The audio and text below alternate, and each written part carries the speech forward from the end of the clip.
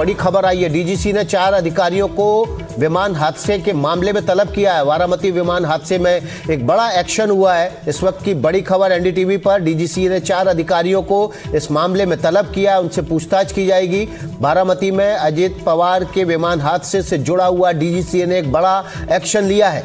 DGC ने 4 अधिकारियों को तलब किया है, इस बारे में उनसे पूछताछ की जाएगी। डीजीसी पहले ही इस विमान हादसे की जांच के आदेश दे चुका है। विनोद जी, आप जो बात कर रहे थे, अजीत दादा पवार ने जब वो शरद पवार के आभा मंडल से निकले और उसके बाद अपने आप को स्थापित किया, तो वो एक विजनरी लीडर के तौर पर और संगठन के कुशल कारीगर के तौर पर उभरे और एनसीपी को शरद पवार से अलग स्थापित भी किया। नहीं, देखिए, संगठनकर्ता तो बहुत पहले भी थे और एनसीपी का जो संगठन था, मूल शरद पवार तो नेता थे, संगठनकर्ता अजीत दादा पवार ही थे। इसीलिए जब वो पार्टी उन्होंने तोड़ी तो बहुत बड़ा सेक्शन उनके साथ चला गया पार्टी का, खासकर जिलों में और अंचलों में, इलाकों में, जो नीचे के विधायकों के अलावा और भी लोग गए। अजीत दादा पवार जो है, दरअसल वो जिस मंत्रालय में रहते थे, एक अच्छे प्रशासक थे, वित्त मंत्री लगातार रहे। अब मैं आगे की अगर बात करूं तो देखिए, 2-3 बातें हैं, अभी आपके संवाददाता भी उस बात को डिस्कस कर रहे थे कि विलय की एक संभावना हो सकती है, क्योंकि ये बात भी चल रही थी कि दोनों एनसीपी जो है, पार्टी और झंडा और निशान जो है एक रखने पर बातचीत शुरू हो गई थी। खास करके बीएमसी और दूसरे चुनावों में जो पराजय मिली थी एनसीपी को, दोनों धड़ों को, उसके बाद कि भाई एकजुट होना पड़ेगा। कुछ जगह एकजुट हुए भी थे, कुछ उस पे। अब स्थिति ये बनती है कि अगर विलय होता है, शरद पवार जी गार्जियन होंगे, बड़े होंगे, लेकिन उनकी उम्र और सेहत जो है वो बहुत ज्यादा मेहनत करने की इजाजत नहीं देती है। तो ऐसे में सुप्रिया सुले और अजीत दादा पवार के जो बेटे हैं, मैं उनका नाम भूल रहा हूं, वो मिल करके पार्टी की कमान संभाल सकते हैं। और साथ में शरद पवार के एक और पोते हैं, दूसरे भाई के बेटे, शायद रोहित पवार नाम है उनका, वो भी जो जिनको शरद पवार ने काफी संरक्षण दिया है, वो भी इस पार्टी में होंगे। पूरी तरह से एनसीपी युवा अगर मर्जर होता है, और मुझे लगता है मर्जर ही होगा, लेकिन उसमें सबसे बड़ा सवाल ये है कि मर्जर होने के बाद ये एनडीए के साथ रहेंगे या वापस इंडिया गठबंधन में जाएंगे, ये एक बड़ा सवाल है। क्योंकि अभी शरद पवार का ग्रुप इंडिया गठबंधन में है, महागाड़ी में है, और अजीत दादा पवार की पार्टी महाराष्ट्र में सरकार में साझेदार है। विनोद जी, मुझे लगता है एक बड़ी बात यह भी होगी कि ये वापस जाने का या रहने का फैसला लेगा कौन अब, क्योंकि अजीत पवार के बाद पार्टी का एक तरह से नेतृत्व कौन कर रहा है, क्योंकि उनके अलावा सुप्रिया सुले और शरद पवार, ये 2 बड़े नाम हैं जो उनके इस गुट में नहीं है, और इनके गुट में जो नेता हैं, क्या ये, मैं वापस आऊं उससे पहले ये जरा एक तस्वीर हम दिखा रहे हैं अपने दर्शकों को, एक मैप के जरिए आपको दिखा रहे हैं कि जब विमान मुंबई से उड़ा है और उसके बाद सीधे बारामती के लिए रवाना हुआ है, दूरी तकरीबन 240 किलोमीटर की थी। 25 मिनट का ये समय बारामती पहुंचने में लगना था और सुबह 8:45 पर यह विमान क्रैश हो गया। तो आप समझिए, मुंबई से उड़ान भर रहे थे अजीत पवार, उनका क्रू, और वहां सुबह उड़ान भरी और तकरीबन 8:45 पर मुंबई से उड़ान भरने के बाद वो बारामती पहुंचने वाले थे। पहली बार लैंडिंग की कोशिश की, लैंड नहीं हो पाया।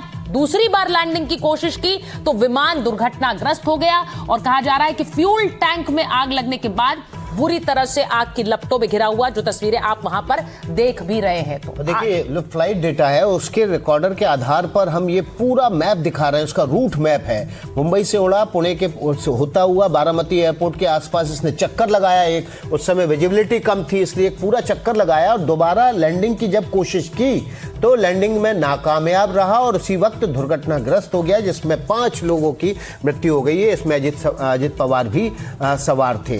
सुचारिता, आप कुछ बात करना चाह रहे हैं? जी, हमारे साथ रोहित चंदावरकर जी भी जुड़े हुए हैं, वरिष्ठ पत्रकार हैं।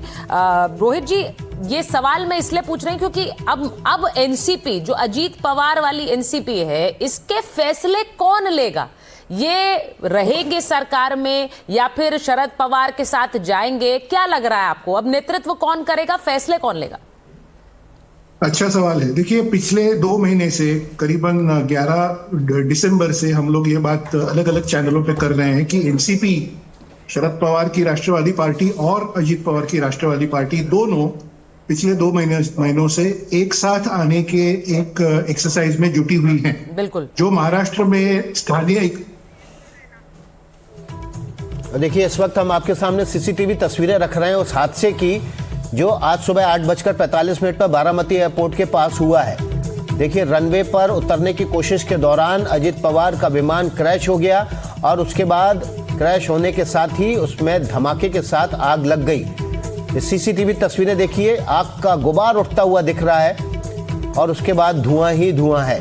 दूर से सीसीटीवी में रिकॉर्ड हुई ये तस्वीरें हैं जिसमें विमान, बहुत छोटा सा विमान लड़खड़ाता हुआ नीचे गिरता दिखता है और उसके बाद धमाके के साथ ही आग का गुबार हवा में उठता हुआ दिखाई दे रहा है।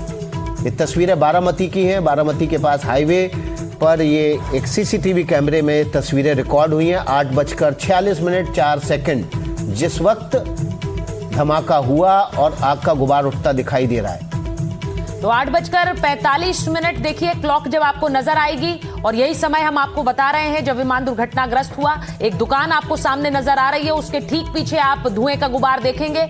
धुएं का काला गुबार, पहले आग नजर आएगी और फिर काला धुएं का गुबार नजर आएगा। विमान यही दुर्घटनाग्रस्त हुआ लैंडिंग के समय। और अब जो सीसीटीवी फुटेज सामने आई है उससे साफ नजर आता है कि कैसे 8:45 पर टचडाउन करने की कोशिश दूसरी बार की जो नाकाम हुई और फिर विमान दुर्घटनाग्रस्त हो गया। इसमें अजीत पवार के साथ 5 और क्रू मेंबर्स थे और यह विमान दुर्घटनाग्रस्त किस तरह से हुआ वो अब तस्वीरों में भी सामने नजर आ रहा है। सीसीटीवी फुटेज इस दुकान के ठीक पीछे आप देखेंगे कैसे विमान, क्योंकि वहां वो लैंड करने की कोशिश कर रहे थे और उसके बाद जो खबर आई उसने पूरे देश को स्तब्ध कर दिया। अजीत पवार नहीं रहे।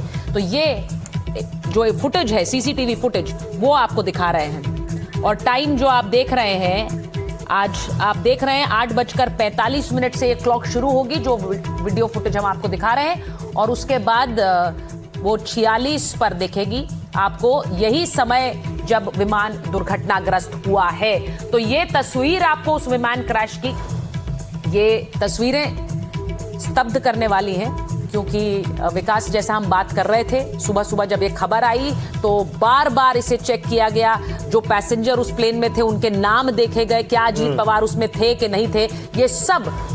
ये सब बार बार सिर्फ इसीलिए क्योंकि एक आस थी कि शायद अजीत पवार का नाम उसमें ना हो। उनके समर्थक, उनके चाहने वाले, उनके पार्टी के नेता सब इस उम्मीद में थे, लेकिन आखिरकार सुबह की घटना और सुबह जब लोग नहा धो के फ्रेश होके ब्रेकफास्ट के टेबल पे थे उस वक्त ये खबर आई कि अजीत पवार का विमान दुर्घटनाग्रस्त हो गया है। तो बार बार चेक करना बहुत ज़रूरी था कि इतनी सुबह अचानक से विमान कैसे दुर्घटनाग्रस्त हो गया, क्या कार्यक्रम था और क्या अजीत पवार वाकई में उस विमान में सवार थे, कौन कौन लोग सवार थे। लेकिन आखिरकार देखिए, जो समीक्षाएँ थीं वो कम पड़ गईं और जो खबर आई वो सबको दहला देने वाली थी। विनोद अग्रोत्री जी, अब देखिए लगातार इस तरह के बयान आ रहे हैं कि पार्टी का क्या होगा, लेकिन इस बीच जो ममता बनर्जी का बयान है वो चौंकाने वाला है।